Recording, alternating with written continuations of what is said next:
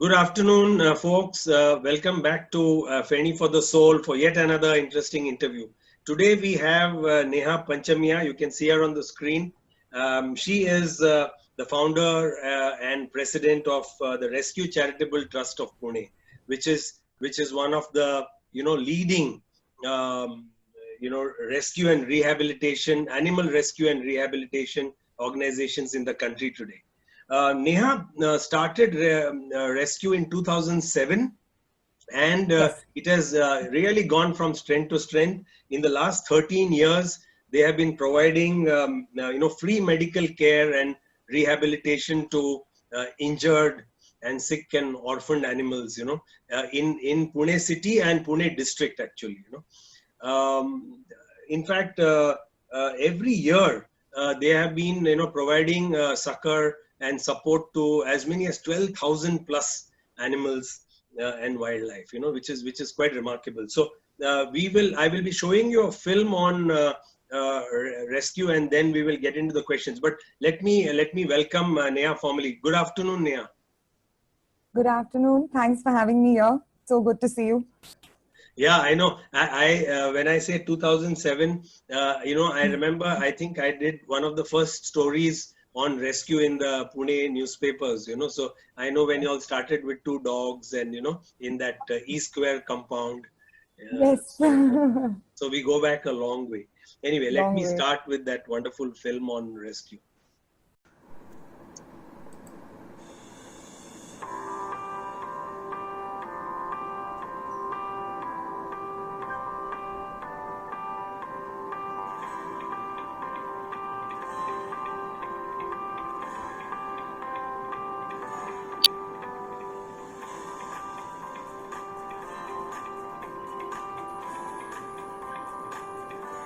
I think you're missing the sound, is it?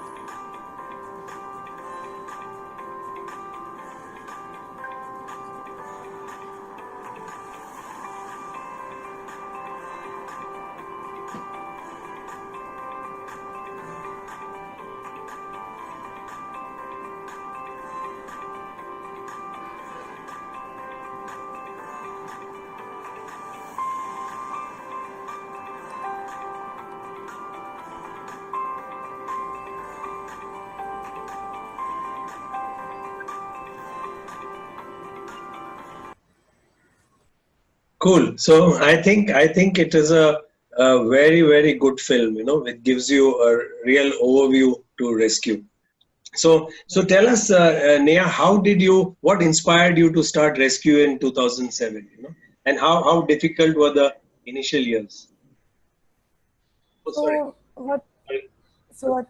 So what's interesting is actually when we started in 2007, it was more of a need because there were no animal ambulances or any kind of service that existed to provide aid to injured or, abandoned homeless animals, basically. There was no vehicle that would, go up, if there was an accident or an emergency, there was nobody who was going there and rescuing them. So it was more out of a need for that. I mean, we had one, I would keep finding animals. I'd moved here from Mumbai to Pune, and I kept finding hurt and injured animals and, watch them die in front of me. So after a point, I said, I'm going to stop pointing fingers at others. Why is anyone not doing anything about this? And basically just started doing it ourselves. So that's how rescue kind of began. There was a trigger. There was one dog, who we lost. It was very painful to watch it suffer through the night, mutilate itself to death, basically. And that's where it began, And how hard was it at that point? I was 23 years old. So, just the fact that I had to start an organization, I was very clear that we wanted to start an organization simply because there is only that much you can do as an individual.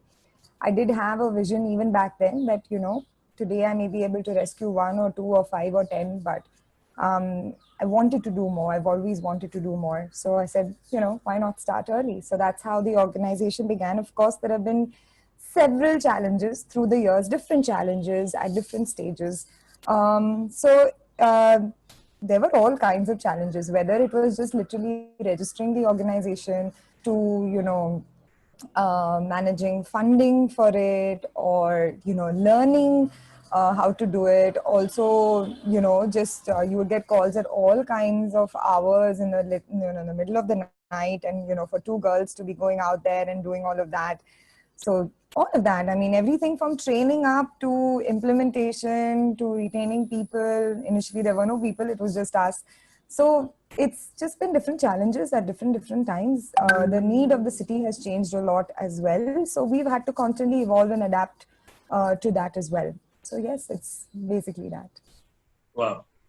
And you know, one can really see how far you have come. You know, I'll show yet another video of your most recent, what you call technical rescue. You know, and I'm quite amazed by that video. Let me show it for the benefit of people. This leopard cub was separated from her mother after falling down a 30-foot well. There was no way for her to come out on her own. The forest department requested us to help rescue her safely, and within 20 minutes of getting the call, we were on our way. We arrived at the well location and began setting up while the forest officials and members from our team addressed all the concerns the locals had.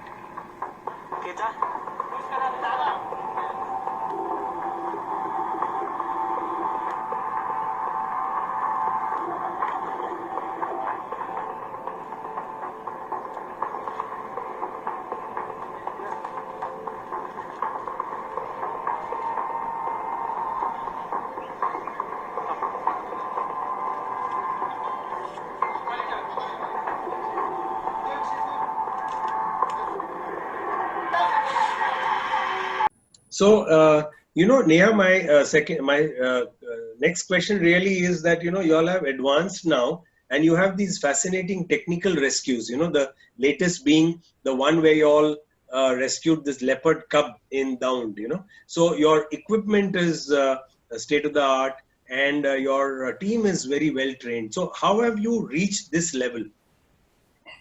Okay. So again, this has been, it didn't happen overnight. All this equipment, everything you see has been slowly collected over the years.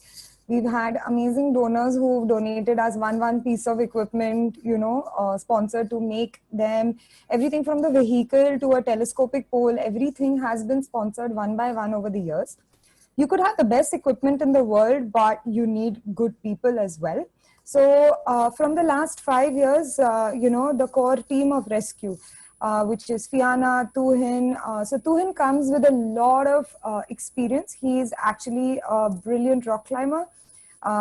And basically he brings all his technical knowledge to animal rescue. And so over the years, we've developed, you know, a technical rescue team. So it's not just him, but we have other people in our team also who work as the animal rescuers, who are also trained in the same thing.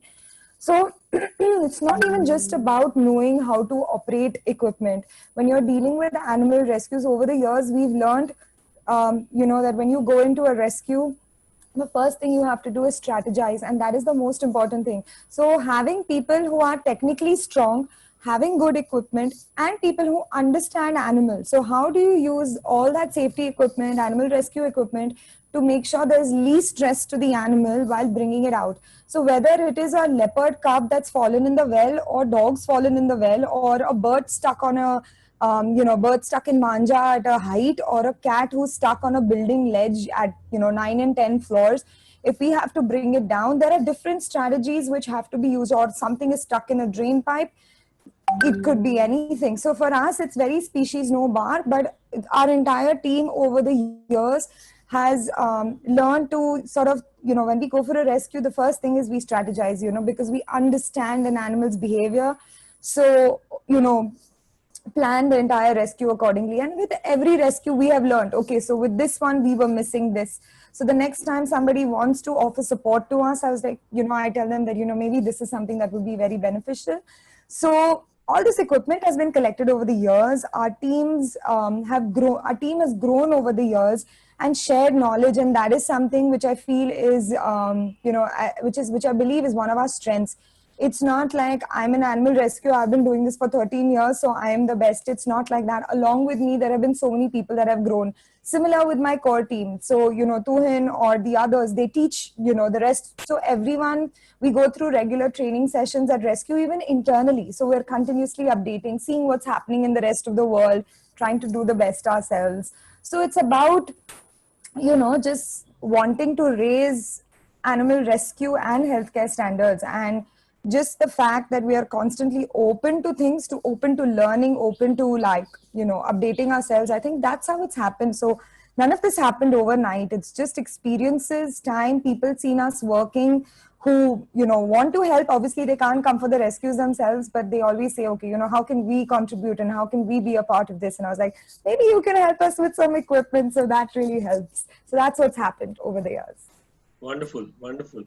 Good to hear that. And Neha, I have, there is a leading question really from here, and that is, how have you managed to retain, motivate, and retain the team? Because for a long time you got, some of them have been with you for a long time, and so especially in these trying times, to keep the team together, what does it take? So I think that there are two things mainly. Number one, while of course we are a NGO, a not-for-profit, and funding is, we receive no government funding. We are completely privately funded, which is basically individual donors, people who see our work. So while our resources are limited, what I have learned and done over the years is, I realized about 5 years ago that I have to find a way to retain the best people to stay with the organization. So while there is a certain level of attrition that does happen in the lower ground staff, like maybe in the animal caretakers or the veterinary assistants and those kind of things. So there is a attrition on that level of people. My core team, they're young. They all people today want to be in an environment that is dynamic, which is constantly improving. Besides getting a sense of satisfaction from the work, it's not like people can survive on fresh love and air for the rest of their lives. Houses don't run on it. So there is a core team of people that I think they're fairly well paid. The employees, of course, me being the founder, I don't get anything from this, but my core team of people who has been employed, they're young, they're brilliant, they have dedicated their lives to this. So I think that they are relatively well paid, and that's very important. So that's one thing. And of course, because they've been around also with the organization for a long time. And I also feel like it's an environment that feeds their soul in many ways. And I think that's equally important today. So if I was making them do redundant things that were being done 10 and 15 years back, they would see no joy in it. They would want to do better things in life. But, we are the kind of environment that is constantly challenging, engaging. So I think that's one of the reasons they've stayed. Whereas talking about, times like this also, I have continued to work through the years. So even when COVID, when the lockdown hit and things like that, it's not like I stayed back at home. From March 23rd, from the day Janta curfew happened, I've been out on field as well. In fact, we had to reduce our staff number because so many of them could not travel to work. So we were a very small section of people who continued working, even through the lockdown. And I was out there every single day from morning to night. In fact, I've had to do things that I had to do even 10 years back because we couldn't bring our drivers, the rescue van drivers to work. We were driving around everywhere, doing all of that. So the thing is, I also think that everyone from the top to the bottom has worked, through this. And I think that's what inspires people as well. If I can do it, they can do it. I mean, if I was scared and sat at home, how can I expect my team to work? So they're used to seeing me on field. They're used to seeing the way I do things. I'm also continuously open to change. Also, I think that another way to retain people is to give them ownership of the organization. They believe it is their organization as well. It's not just mine. So I don't take important decisions without, without their go ahead from my core team. So I include them in any major decision at Rescue. So it's not my way or the highway, and I think that's That's really important as well. And they're younger, they have great ideas. So basically, my style of sort of leadership, if you may call it, is I will listen to 10 of their ideas. I will tell them why 6 or 8 won't work out of my experience. But I'll probably tell them that, hey, these 1 or 2, I have never tried them. Okay, let's try them. Maybe it works. Or, let's try this. So basically, the thing is, I also have to be very open to new things. And sometimes I'll tell them, okay, this is just not going to work. Been there, done this. Please, it's not going to happen. But I do welcome their ideas as well. Sometimes they're right, sometimes they're wrong. But, the successes and failures are all of ours to share. So it's not. So I think that also makes a difference. Everyone is a part. I go to rescue. I stay there a couple of nights whenever I can. Um, so everyone from the supervisor to the ground staff, we spend a lot of time together. It's like one big family. There are 45 people who work for rescue every single day. Employees.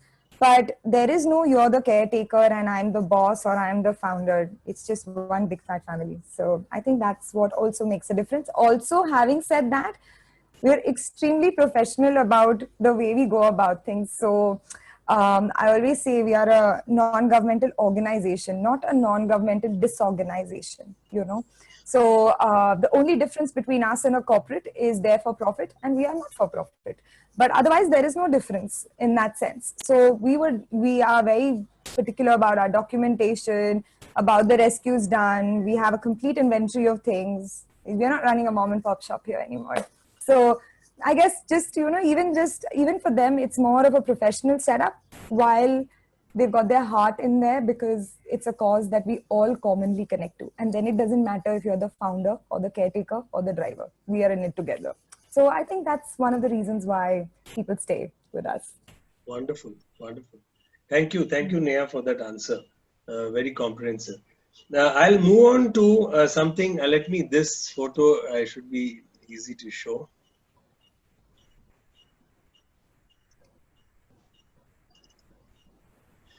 Okay. Now this photo with your colleague.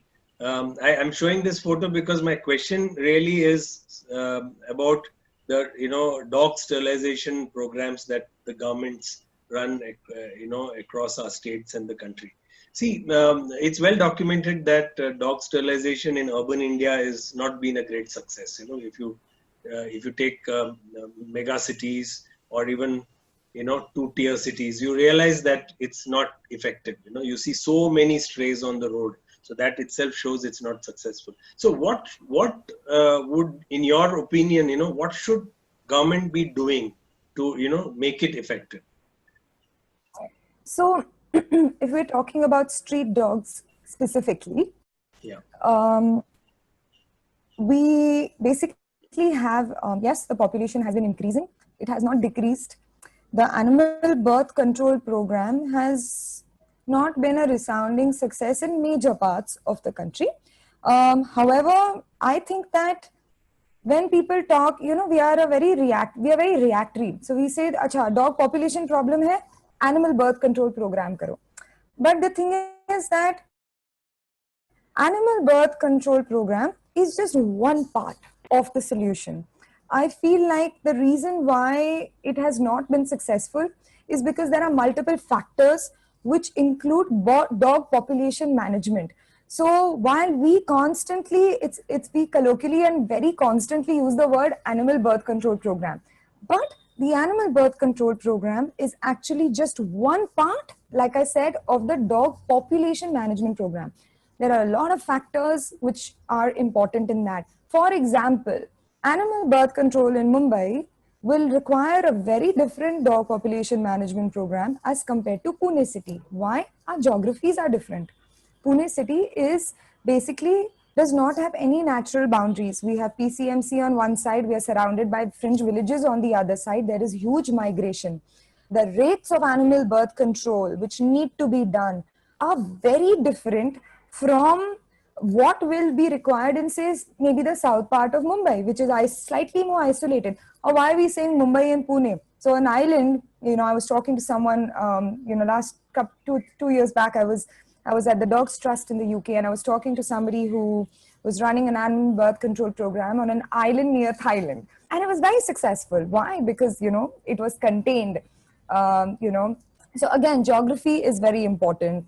Secondly, animal birth control programs need to be planned around the basis of finding a solution is identifying the size of your problem. Most of us don't know the population number that we are dealing with. So how can we plan an effective program if we don't know the size of our problem? There are different estimates. So for example, in Pune city, till about 2-3 years back, they would say, oh, we have 40,000 dogs. We ran an independent census in Pune using a very scientific program, which was backed by researchers. And we discovered that there were more than 3 lakh dogs in Pune, just Pune city. So if you don't know the size of your problem, how are you tackling the problem, right? So there are a lot of, so there's geography, there's resources. It's looking at how the current program stands right now, problem stands right now, the kind of decisions, the kind of infrastructure that has to go into it. So I think, like, for example, dog population management around protected forest areas and buffer areas is very different, or in rural areas is very different from trying to manage the dog population in an urban city.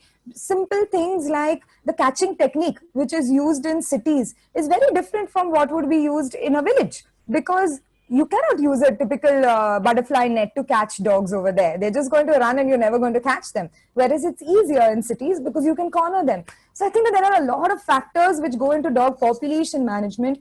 And I think that this needs to be looked at very differently. There needs to be a completely different sort of panel that is dealing with this, with this problem, because it is a problem. The first thing is we need to identify it as a problem. It is a problem. Our dog population on the streets is out of control. The human-animal conflict that is being caused right now is not good for humans, and it's not good for the dogs either. So we do need to look at a solution. But the reason it's not working is because everyone is only saying one thing. They are only saying animal birth control program. But that one single program cannot work universally everywhere. The other factors are not being considered. So I feel like, there's a lot of other things that need to be considered before we think about the fact that, okay, now we're going to start, controlling our dog numbers, street dog numbers in, say, tier 1 and tier 2 cities. Fantastic. Yeah, I think that should be good feedback to people who are running these programs. Thank you for that answer.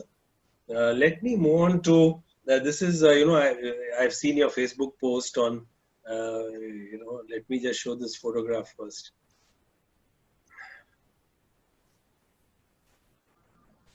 Yeah, I'm showing a photo of a Mudor hound, and the question really is Prime Minister Modi in his one of his recent Mann Ki Baats spoke about, rather he urged Indians to, urged all of us to, breed and maintain the Indian pedigree dogs. And they, in his speech, he's actually mentioned names like the Mudhor, which you can see here, and the Chipi Paraya and the Rajpalayam hounds. These are now very special dogs, Indian pedigrees, as you have rightly said in your Facebook post. So, why is it wrong to look after these dogs? Because these are not apartment dogs and bungalow dogs. One, and why is there a need for us Indians to adopt the Indian mixed breeds or the street dogs? Why should we not be doing that? So we are talking about we are addressing actually two things in what you've asked me.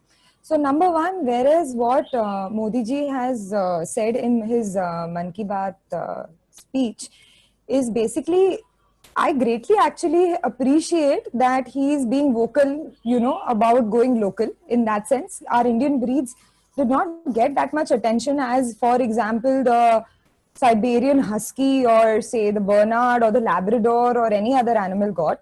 People didn't even know that there are indigenous breeds, right? Like the Mudhol hounds, like all these others that we are mentioning. So truly speaking, he didn't say anything wrong by saying that, we should get Indian breeds. But what actually through my post, I was trying to address the pet owners.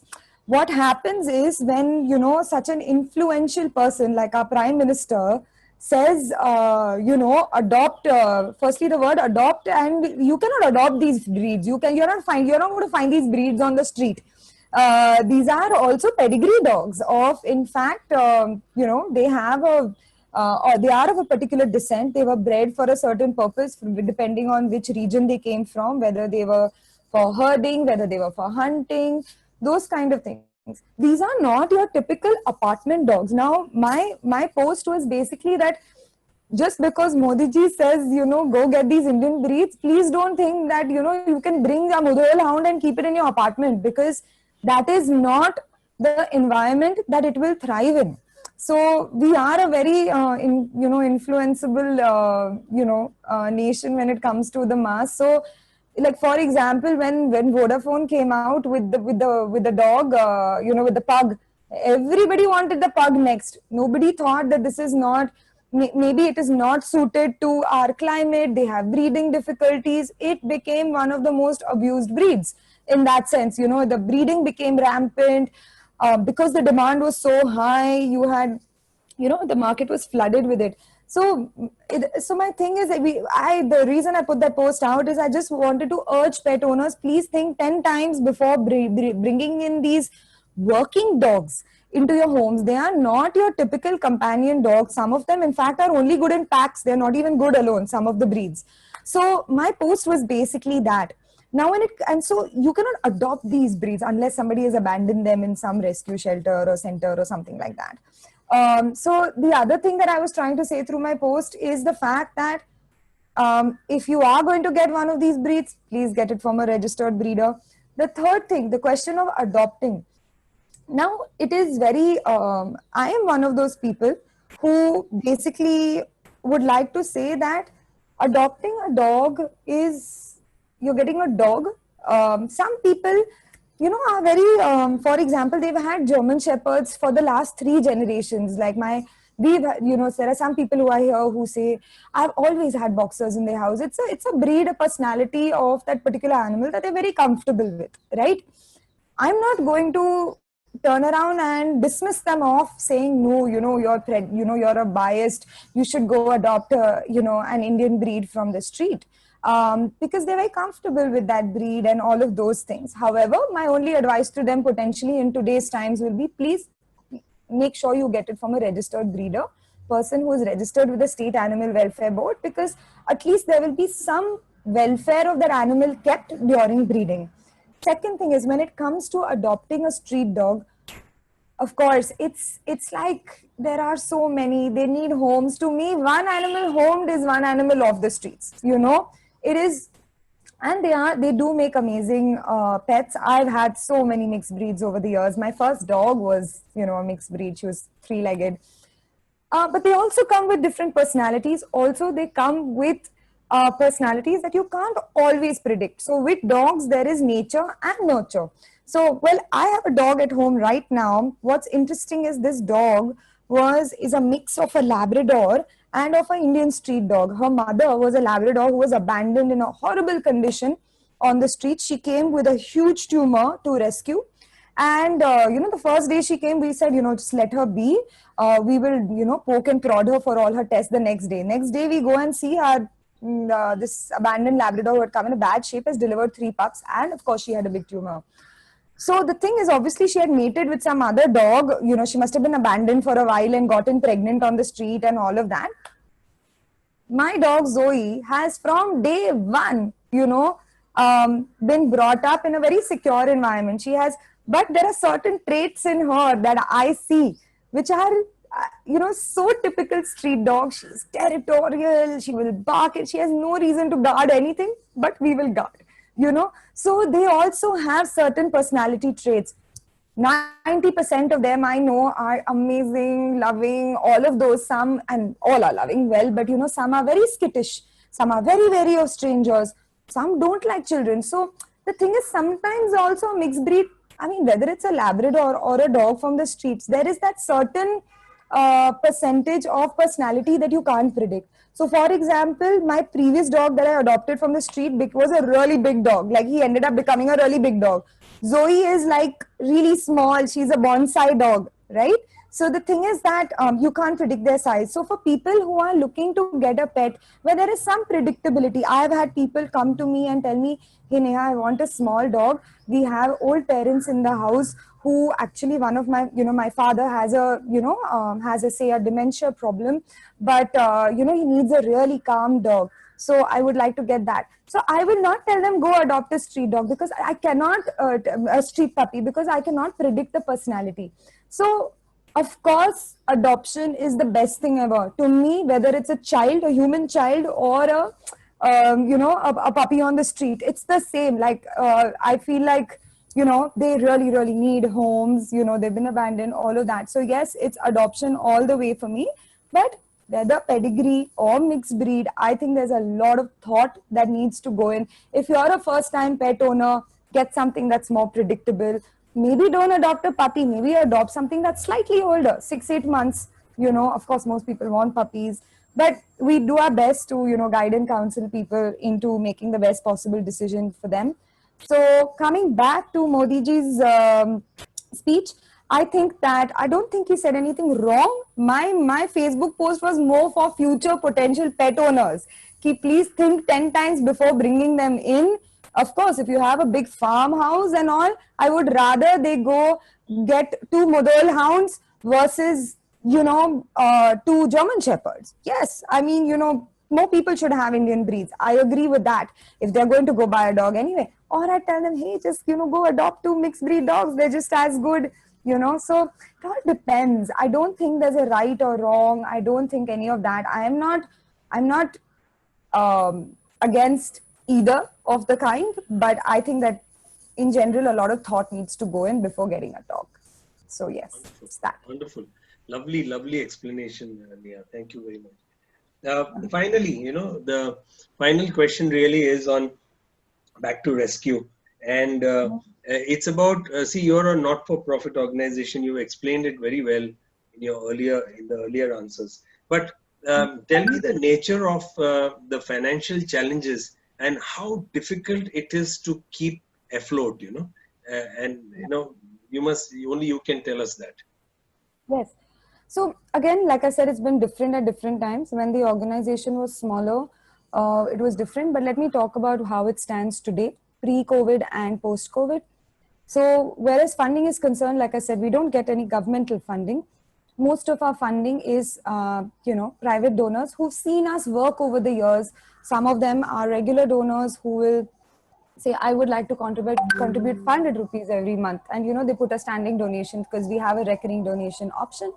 Some people will say 500, some people will give 5,000.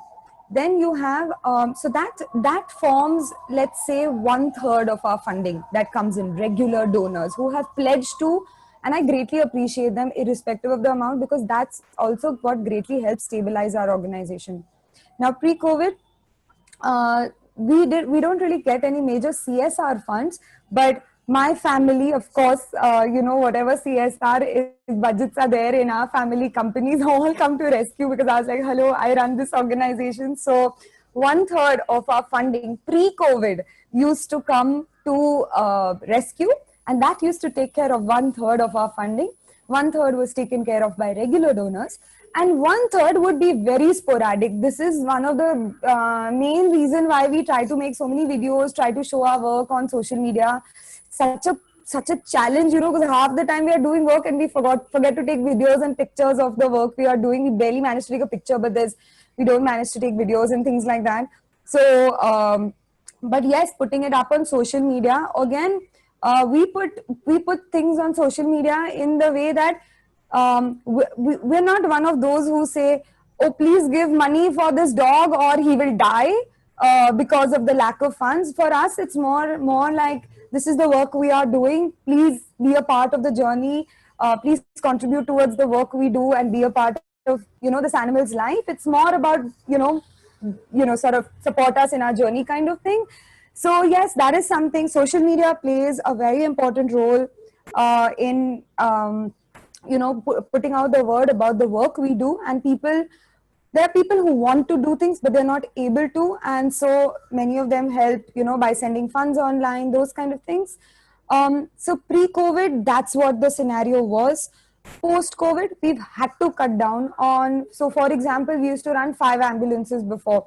There was one for wildlife, two for large animals, three for small animals. So it was different. Now we've had to cut down 3 of our ambulances: one wildlife, one large animals, one small animal.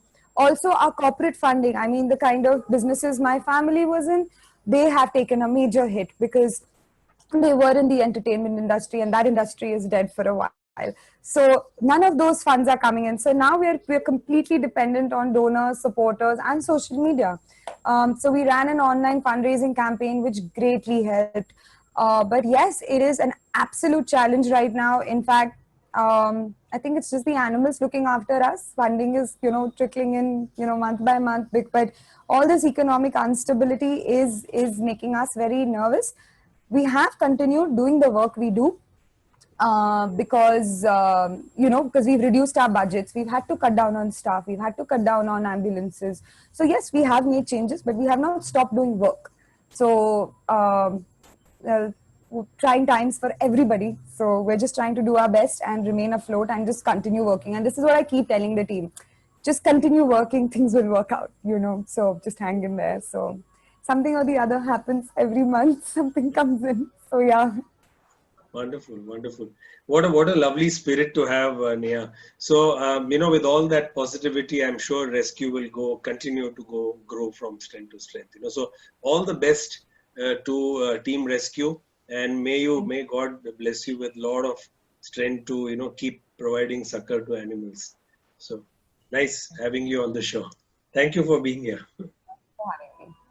Bye, Ram. Bye. Bye.